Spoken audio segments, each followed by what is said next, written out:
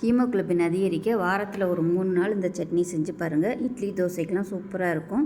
ஒரு கடாய் எடுத்துக்கலாம். இதில் மெஷரிங் கப்பில் 1/4 கப் அளவுக்கு வெள்ளை எள்ளு சேர்த்துருக்கேன். இது நல்லா பொரிஞ்சு வர அளவுக்கு நல்லா வறுத்துக்கலாம். வறுத்து தனியாக வச்சுக்கோங்க. இப்போ அதே கடாயில் தேவையான அளவுக்கு எண்ணெய் சேர்த்துட்டு ஒரு 6 வரமிளகாய் சேர்த்துக்கலாம். அது கூடவே 3 பல் பூண்டு, ஒரு 10 சின்ன வெங்காயம், கொஞ்சமாக கருவேப்பிலை சேர்த்துட்டு எல்லாத்தையும் நல்லா வறுத்து விட்டுக்கலாம். அது நல்லா வறுபட ஆரம்பித்ததும் மீடியம் சைஸாக ஒரு தக்காளி சேர்த்து நல்லா வதக்கி விட்டுக்கலாம். இது கூடவே ஒரு 1/4 கப் அளவுக்கு துருவின தேங்காய், நம்ம வறுத்து வச்சுருந்த எள்ளு எல்லாத்தையும் சேர்த்து நல்லா வதக்கி விட்டுட்டு தேவையான அளவுக்கு உப்பையும் சேர்த்துக்கோங்க.